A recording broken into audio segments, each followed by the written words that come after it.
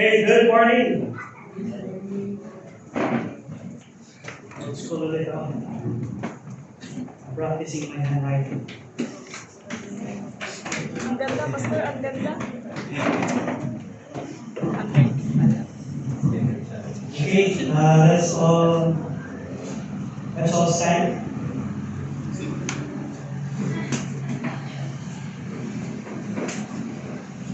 And let us read from verse 1 to 5 all together. Matthew 25, verse 1 to 5. When you read, then shall the kingdom of heaven be likened unto 10 which took their lamps and went forth to meet the bridegroom. And 5 of them were wise, and 5 were foolish. They that were foolish took their lamps and took no oil with them. But the wise took oil in their vessels by their lamps. While the bridegroom tarried, they all slumbered and slept. Let's pray. Father God in heaven, thank you once again, Father God, for giving us this time. For your goodness and mercy to us, we do pray that as we have this message, Lord God, talk to our lives, Lord God. All glory, honor, belongs to you. Be with us this morning, in Christ's name we pray. Amen. And please take your seat. The title is, Are You Ready to Sleep? Ano ba kayo matulog? Yes. Sleep is not primarily a symbol of death. Sleep is not primarily a symbol of death. Are you ready to sleep? So the wise and the foolish all slept, indicating they are all experiencing a waiting period. So the background of chapter 25 is chapter 24, the Olivet Discourse, which the disciples asked, and Jesus went out and departed from the temple, and his disciples came to him and showed forth to show him the building of the temple. And Jesus said to them, See ye not all these things? Verily I say unto you, there shall not be left here one stone upon another that shall not be thrown down. So, do you know that the third temple is already being built?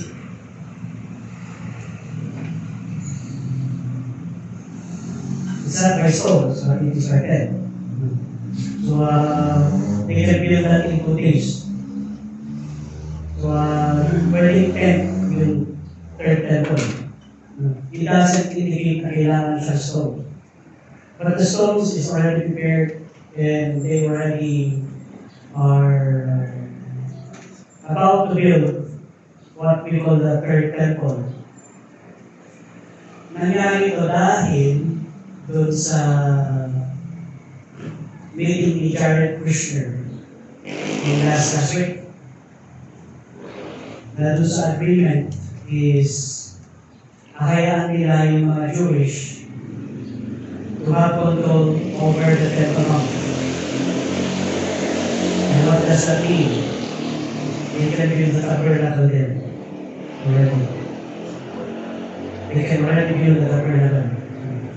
There's a video that is talagang they're showing already that they're building the tabernacle. Replica lang naman siya. It's not still in the Temple Mount, but it is a replica of the tabernacle. And here, sabi niya dito, and he sat upon the Mount of Olives, and the disciples came unto him privately, saying, Tell us, when shall these things be? And what shall be the sign of thy coming and the end of the world? The signs of the coming of the days of the Lord are very nigh. Kaya in chapter 25, we could see here there are 5 virgins that are wise and 5 virgins that are foolish. The 5 virgins that are wise took oil with their lamps, extra oil. But the 5 that are foolish, took the oil with them. While the bridegroom tarried, they all slumbered and slept. They all sleep. They all take rest. May rest. No. Everyone needs rest.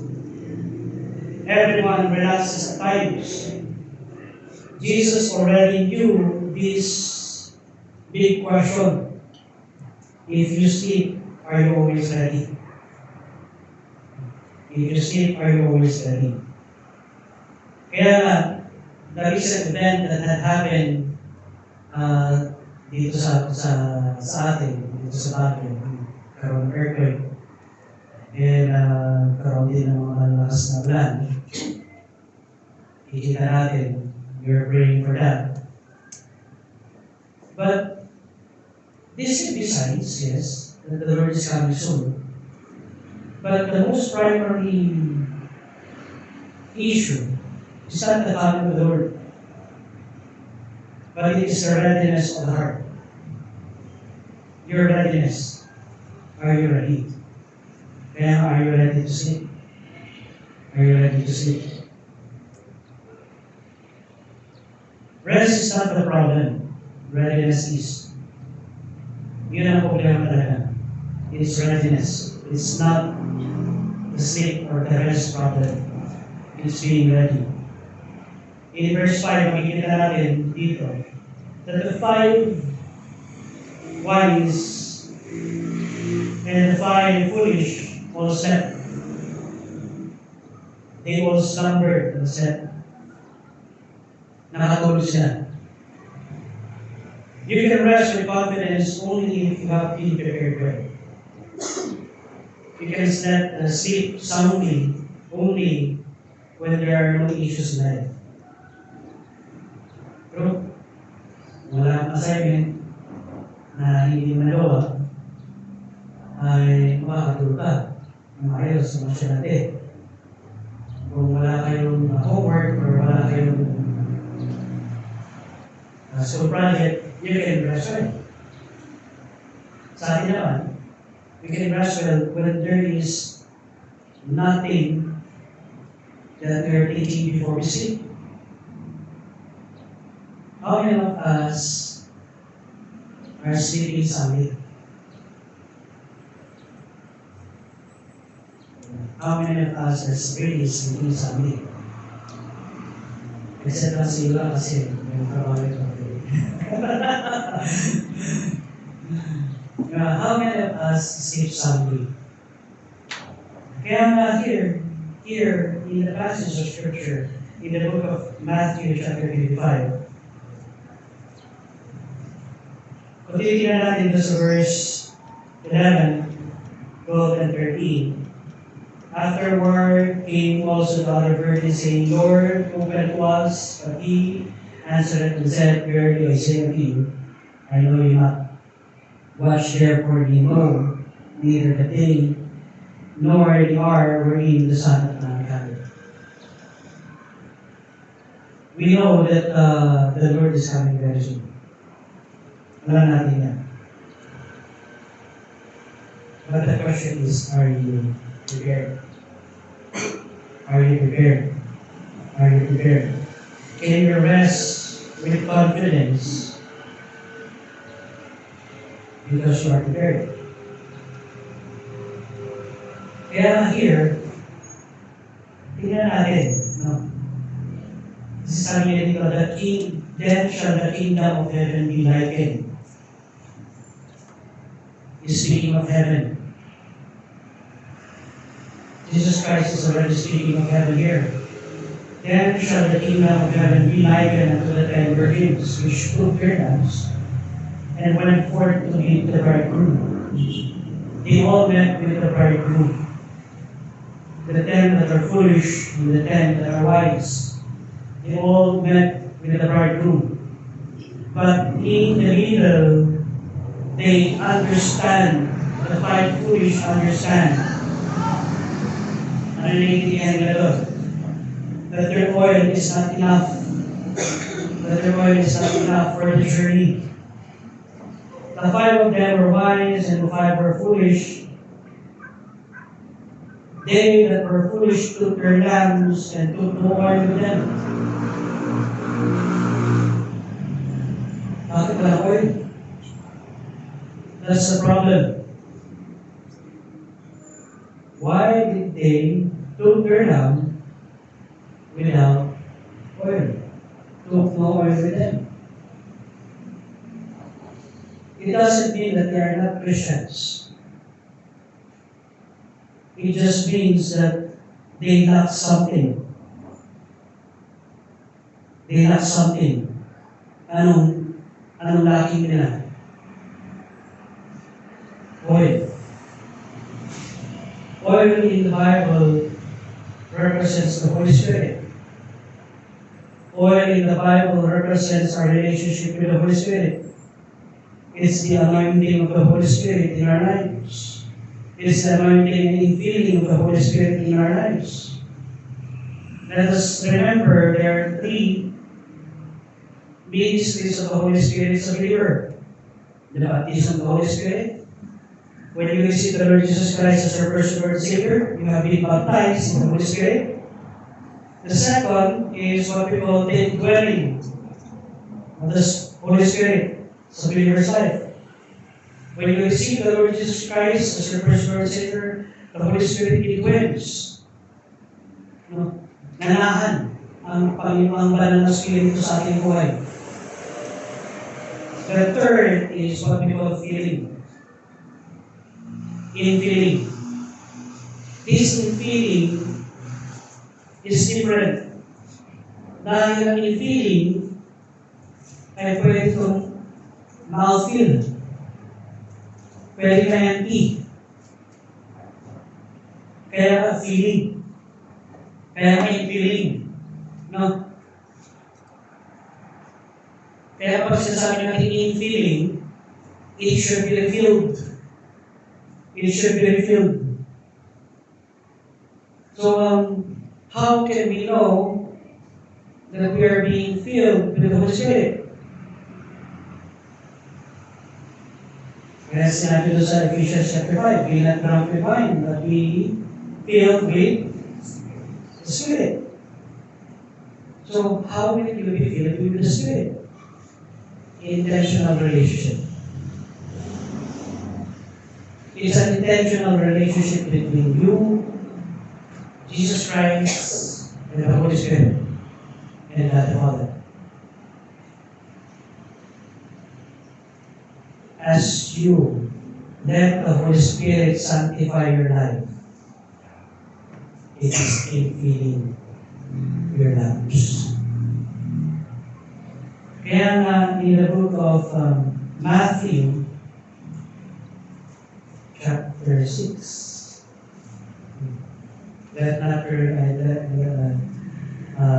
huwag niyong itagawin yung lamps under a cushion.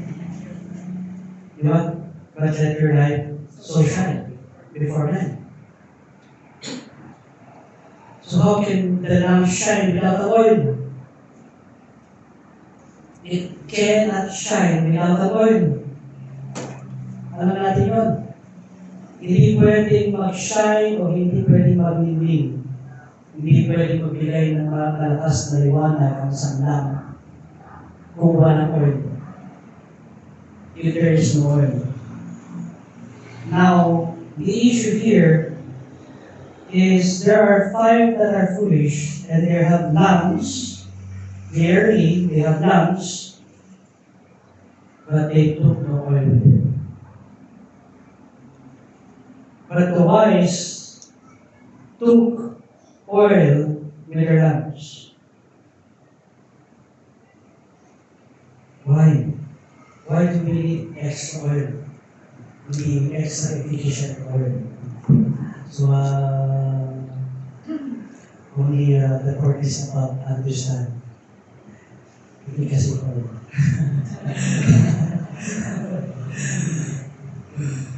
Dati, ang ilang oil is perfume oil, di ba? Ngayon ang oil mo na kasi, omega, petil. Yun na yung mga oil na tinatala mo. Dati, oil mo is ay mga pabango, oil base, parang bango. Ngayon, ang oil na tinatala mo ngayon is what? White flour. Extra oil, let's say extra oil. 5 of them are wise and 5 of them are foolish. And the problem here is not the oil. Because the oil is always ready. It's always free. It's always there.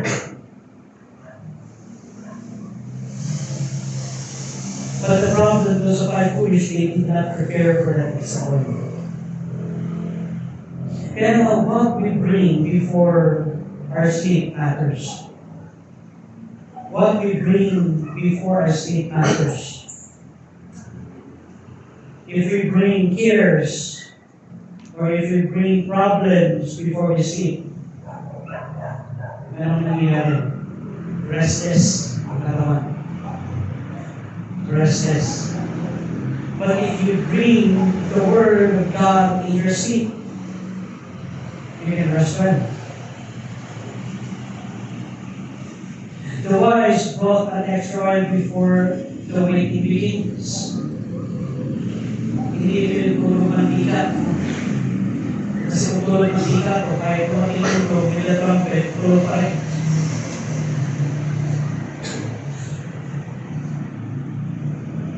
Pero when they heard the midnight cry, ano nangyari? They all wake up. That's the scene. The wise brought extra oil before the waiting begins. Now the question is, are we in the waiting period before the coming of the Lord Jesus Christ? Are we already in the waiting period before the coming of the Lord Jesus Christ? Yes, we are. Yes, we are. Kaya nga, tingnan nyo dun sa Matthew chapter 24.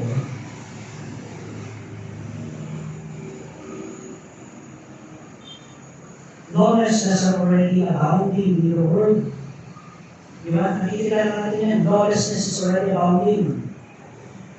Things are being controlled by the elite. Jesus answered and said to them, "Take heed that no man deceive you. For many shall come in my name, saying, I am Christ, and shall deceive many. And ye shall hear of wars, rumors of wars, see that ye be not troubled." Wars are already there. We cannot stop them. And rumors of war. Kailan ba nasimulayan ng wars and rumors of war na talagang intense? But you will see that will be 7 years ago or 6 years or 5 years ago. See, katapos ng pandemic. See that ye be not troubled, for all these things must come to pass, but the end is not yet. For nation shall rise against nation, and kingdom against kingdom. There shall be famines. How will we define famines? When our vegetable is not being sold, that's famine. When the local commodities is not being sold, that's famine.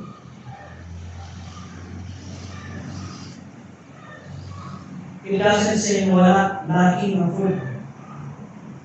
It just say famine.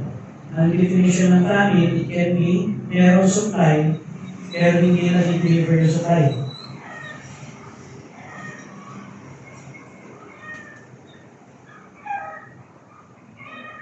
Kasi nandiyan naman yung supply. Pestilence, dami sakit kayo. Earthquakes in diverse places. We have seen that already in the recent weeks.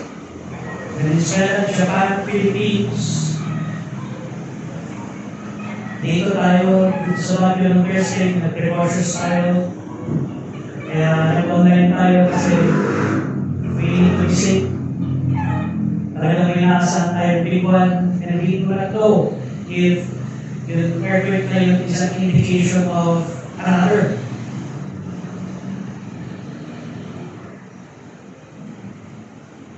All these are the beginning of sorrows. When the Bible says all these are the beginning of sorrows, we have been sorrowful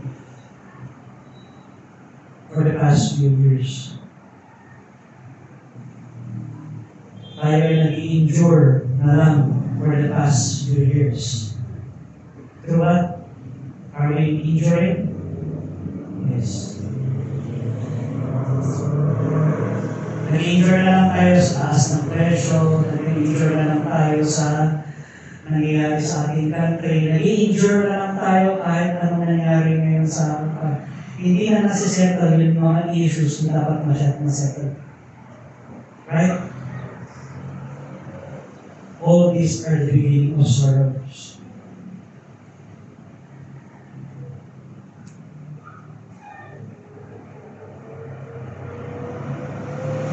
Kaya na here, makikita natin, are we in the waiting period? Are we already in the waiting period? Yes, you are. Yes, you are. Kaya nga, while waiting,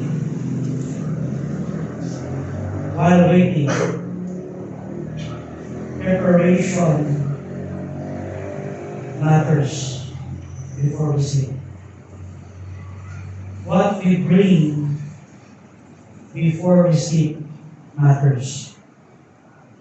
What we bring before we sleep matters. The wise brought an extra oil with them because they know that the waiting is already here. Paano nila nalaman that the waiting period is already here? When the groom proposes to the bride,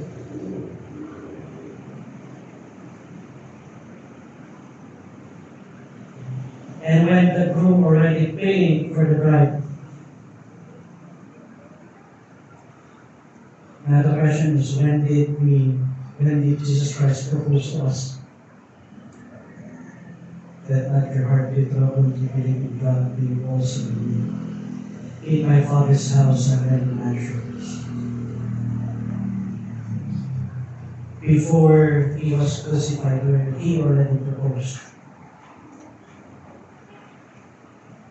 So when the payment for the bride happened when he died on the cross. Nang namatay siya sa cross, the bridal payment is already paid. Now that is the beginning of the waiting period. That is the beginning of the waiting period. It's not because we are enduring already. But the waiting period is when Christ already died on the cross and paid for the sins of man. The waiting period begins there. So how to prepare? Preparation happens before the moment of Eve. Preparation happens before the moment of Eve. Our daily fellowship with God, our life rooted with God's Word, an intimate relationship with the Father, with God, with the Holy Spirit, that is the preparation that we need. Kaya sinabi ng Panginoon, be not troubled, di ba? Huwag kayong be not troubled. Why? Because the end is not yet. See that he be not troubled, for all these things must come to pass. But the end is not yet. Now, when we see these things already coming to pass, let not your heart be troubled. Let not your heart be troubled. Why? Because the Lord is coming very, very soon.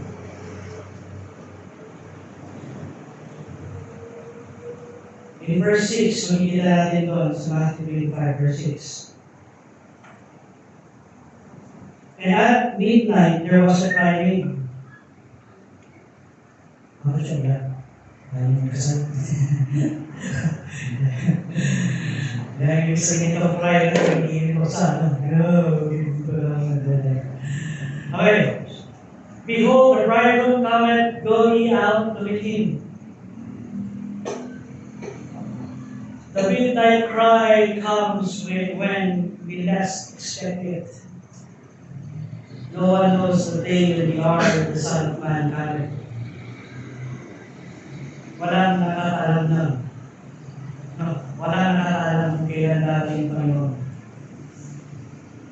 Kaya kailangan natin maghanda. Kailangan natin maging prepared. Why? Because all the virgins asleep. They all sleep. They all slumber. Tulog sila lahat. The 5 that are wise and the 5 that are foolish all slept. The difference between those 5 is what the other 5 is prepared and the other 5 is not. May dalawang klase ng paghihintay. Hintayin ko na lang ang Panginoon na tumating, wala na akong gagawin, mag-enjoy na lang ako dito sa buhay ko, dito sa lupa. Pero let's take a look at the scenario. Kung gano'n ang perspective natin sa buhay, sige, hintayin ko na lang si Lord. Na wala tayong gagawin.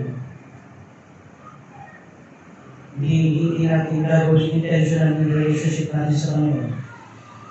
You would really have that midnight cry. Talagang iiyak ka. It comes when we least expect it. Nagkawa ng Mercury, ang dami natin sa gilaan. Dami sa gilaan na nahimatay. At na-stretched.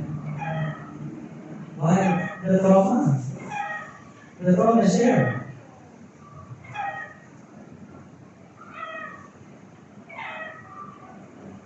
Kung tayo mga 1990s, na-experience natin yung 1990s, wala lang yun. Di ba? Wala lang yun. And let us take a look. Preparations of Christ's coming is already being prepared. Isa na lang talaga hinihintay natin yung pagdating ng Panginoon. The virgins were awakened by the announcement. In verse 5, while the bridegroom tarried, they all slumbered and slept, and at midnight there was a cry made, behold, the bridegroom cometh, going out to meet him. And nakasigaw, behold, nandiyan na yung bridegroom! Nandiyan na yung groom!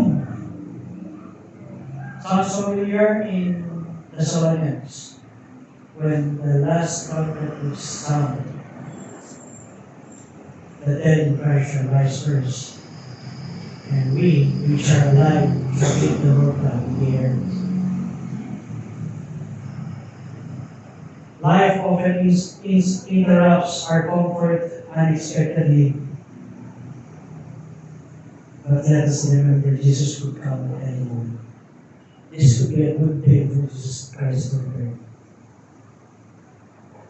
This is a good day for Christ to return. Kaya all those virgins arose and trained their lamps. Training pa nila. Siguro itong mga foolish, sobrang train.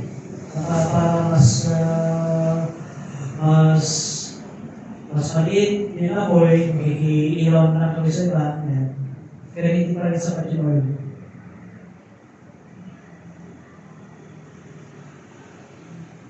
Then all those virgins arose and trimmed their lamps, and the foolish said unto the wise, give us your oil. Pangapat, you cannot borrow your readiness.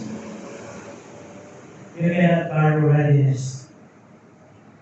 Hindi mo pwede ganamin ang pagiging ready. Pagiging ready ako, hindi kayo ready. Pagiging hindi kayo ready, hindi ako ready. But we cannot borrow readiness.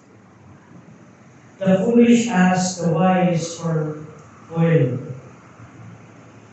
The wise could not give it. Bakit?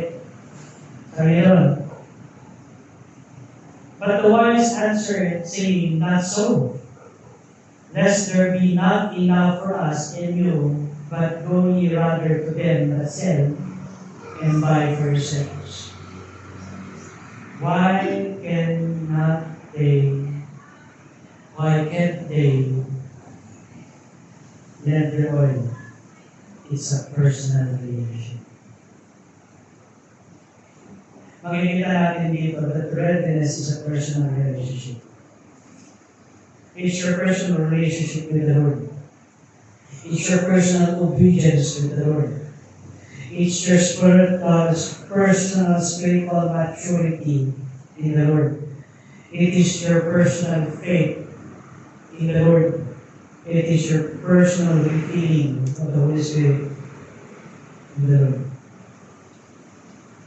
Hindi pwedeng pag-filled with pastor, filled with church. That doesn't go that way. It's a personal thing. We need to have an intimate, close relationship with the Lord every day. Kaya nga, the foolish did not give their oil. The wise did not give their oil. Why? Because it cannot be lent. It cannot be borrowed. Ano mga bagay na hindi pwede gawin? Marami. Pero isa sa mga bagay na hindi natin pwede gawin isipan ng Espiritu sa ating buhay. Tama? Yes. Ang pwede gawin ito fresh. Mga asawa siguro pwede. Mga ito fresh ko. Kaya mga ito fresh ko. Relax.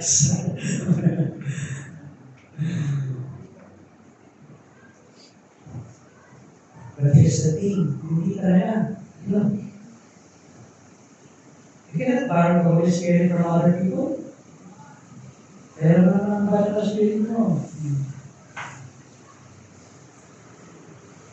Hindi pwede. Relationship matters.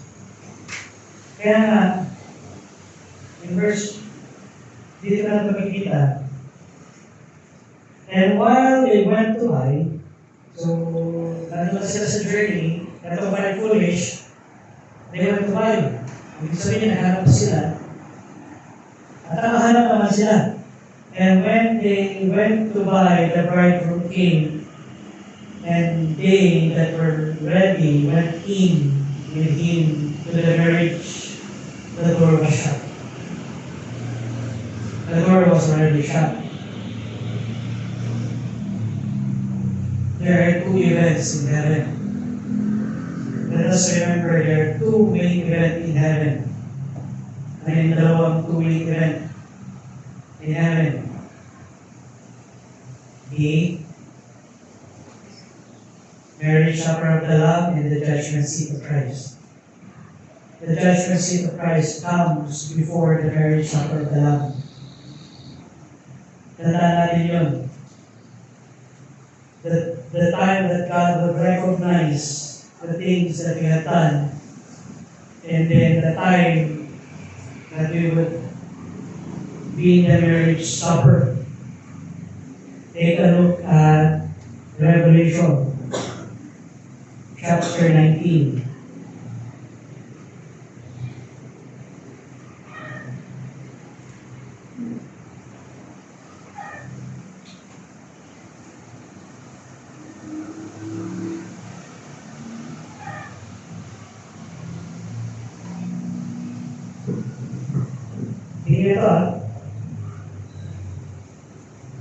Let us be glad and rejoice and give honor to Him, for the marriage supper of the Lamb is come, and His wife hath made herself ready. The five that are wise bring an extra oil. They make themselves ready. And to her was granted that she should be arrayed in fine linen, clean and white. For the fine linen is the Ano yung sinabi dito sa verse 8? Sa last 3 verse, sa last words? Is that the righteousness of God? It is not the righteousness of God. It is the righteousness of the saints. Huh? It is the righteousness of the saints. Pag sinasabi natin yung righteousness of the saints, ano ibig sabihin mo? Ano ibig sabihin ng righteousness of the saints? It's not salvation. It is our relationship with the Lord. If you have an intimate relationship with the Lord, if you love the truth, if you love what Christ loved,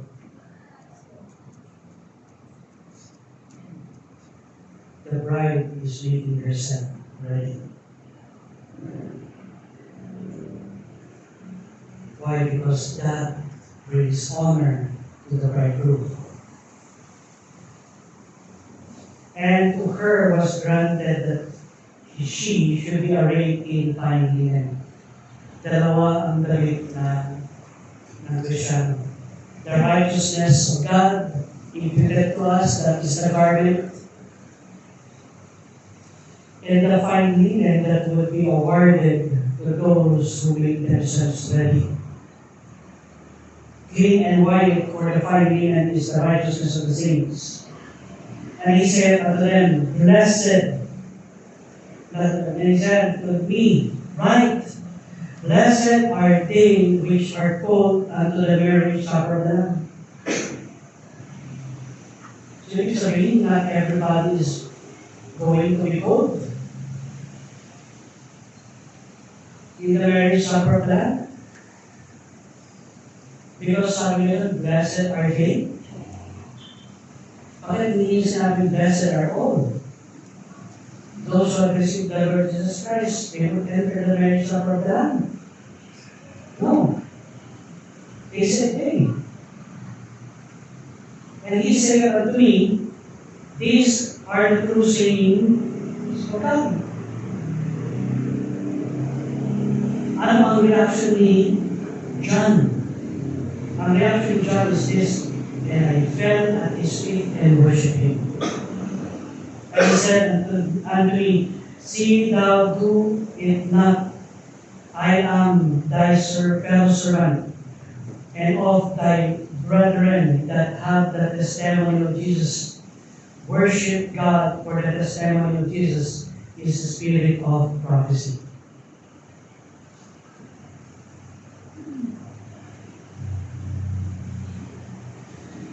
Her wife, her bride, had made herself ready. Kaya nga readiness is important.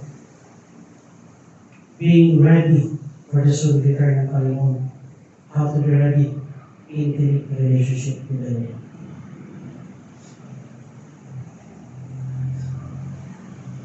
I want to enjoy heaven in its full capacity. Do you want to enjoy heaven in the full capacity? Yes or no? Yes. Parang pumasok ka rin ng isang hotel. Diba? Gusto mo maranasan yung free breakfast. Bakit? Hindi mo i-miss yung free breakfast. Bakit? Kasi kasama yun sa binayaran mo. Binigay yun sa isipan mo. No? And you would not miss the pool side of the hotel. Why? Because that is yung mga kasama na kailangan mong enjoy doon sa hotel. But if you just went to the hotel and sleep all day long, okay naman yun dahil rested. Did you enjoy the whole accommodation ng hotel? No. You just enjoy the sleep. But you did not rest.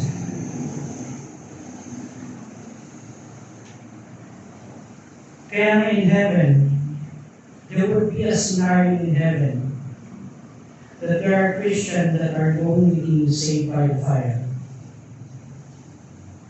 Verse 40. Ibig sabihin, so saved by fire, wala silang pwedeng i-present sa Panginoon. They had not made themselves ready, and they had not done anything for the Lord. But there are Christians that have made themselves ready.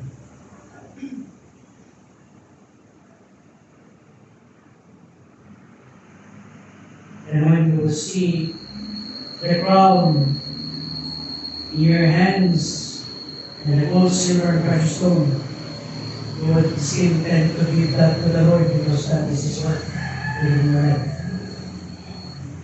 Trabaho ng Panginoon yun sa buhay mo.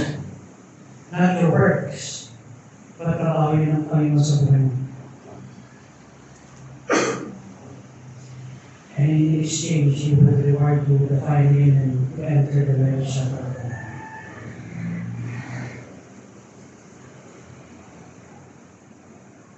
Kaya nga here, makikita natin, verse 11, afterward came the other virgin saying, Lord, open to us.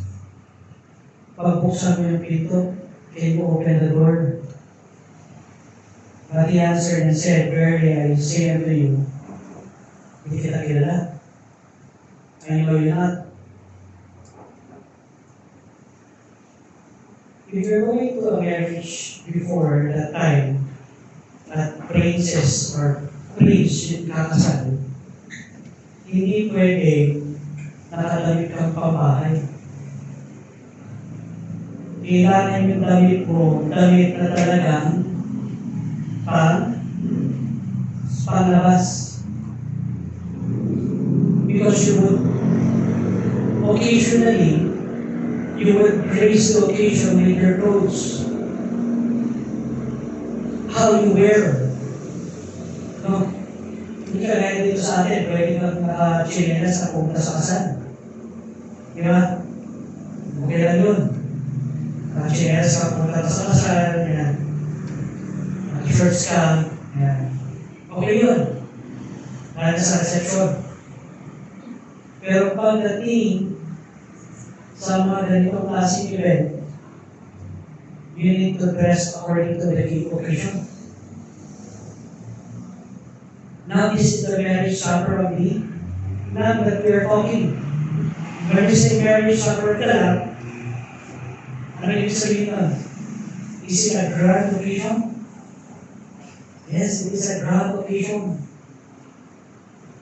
Is it really a grand occasion? Yes, it is.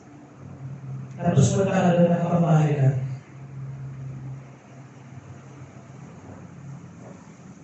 talaga sasabihin sa iyo, ano, guard? Ay, nalatala na po tayo, ha? Diba? There were times in the mall na hindi ka pwedeng pumasok sa mall na nakasipat. Ewan ko ha, meron yung mga days na talagang hindi ka pwedeng pumasok na nakasipat. Lalo ng pandemic, diba? Hindi ka pwedeng pumasok doon sa supermarket na slipper, kailangan ng sapatos ka, naka-floor shoes. Hindi ka talaga papasokin dahil ba? E paano kung meron yung ako? Mabibigyan ako ng sapatos. But here's a grand wedding. And then we went to the grand wedding not prepared. Surely the Lord will say, I do not know you. Or in short, I cannot let you enter. Why? Yung mga pumasok dito, nakadamit, tapos ikaw? Hindi ka nakadamit? Yeah. Then watch therefore, for ye know neither the day nor the hour wherein the Son of Man cometh. Live so you can rest without fear.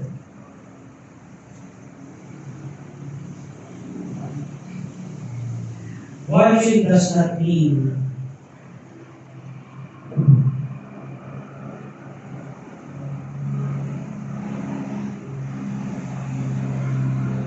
we're just living.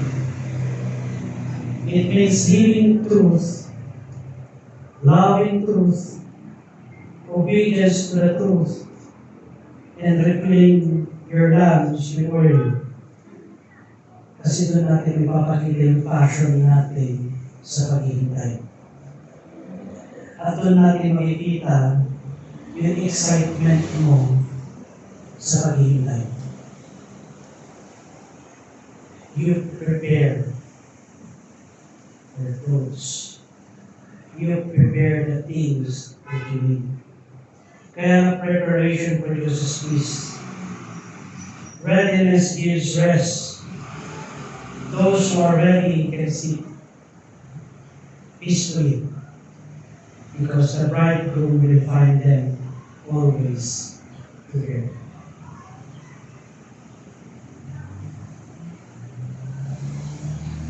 Watch therefore, for ye know neither the day nor the hour when the Son of Man come. Kaya nga, mga kapatid, malapit na dumating si Lord, huwag lang tayo maghintay. We need to prepare our lives.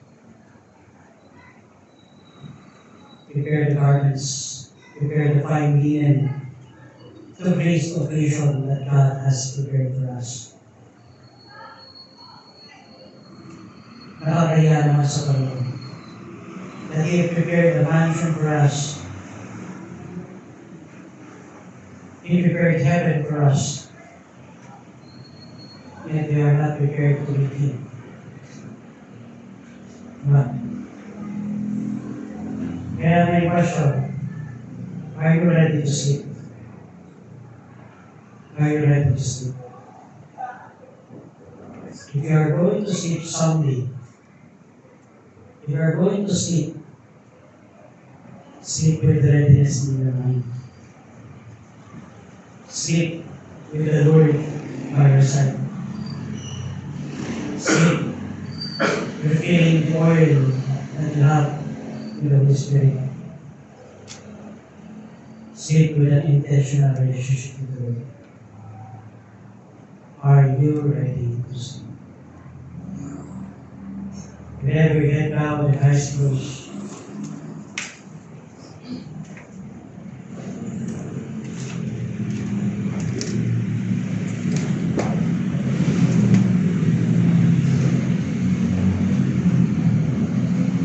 are you ready to sleep? Are you ready to sleep?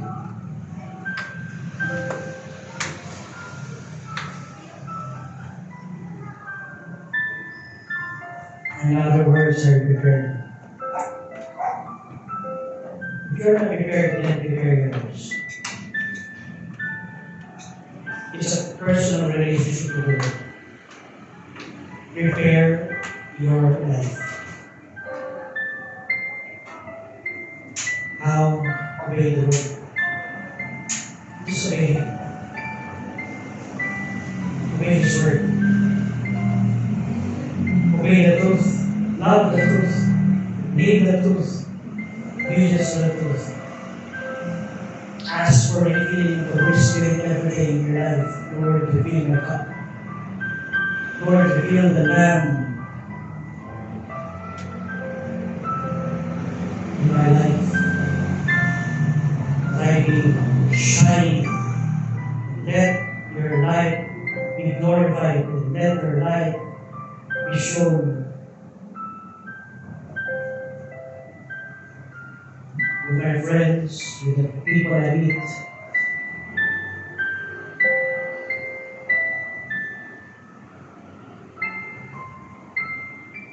Preparation produces peace. Readiness gives rest.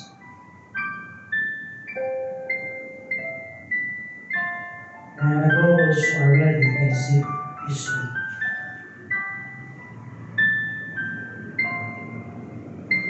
issues in your life, bring it to the Lord.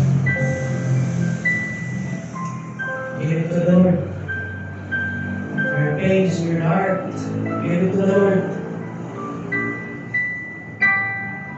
It's part of your faith. It's part of being healed.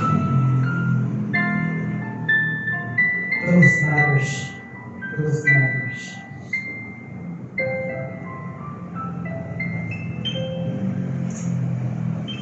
Father God in heaven, thank you once again, Father God, for giving us this time. To see your word, Lord God, to see the parable of the 10 virgins. We pray that our life will be prepared for your soon coming return. We do not know the day, we do not know the hour, we do not know even the time.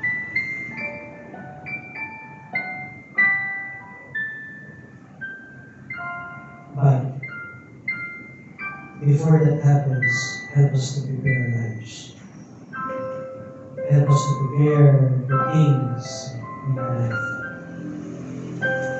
If you would fully surrender to your will, you would fully surrender, Lord God, to your plans. Not our will, but your will be done in our lives. Thank you, Father God, for everything. All glory, honor, and praise belongs to your name. In Christ's name we pray. Amen.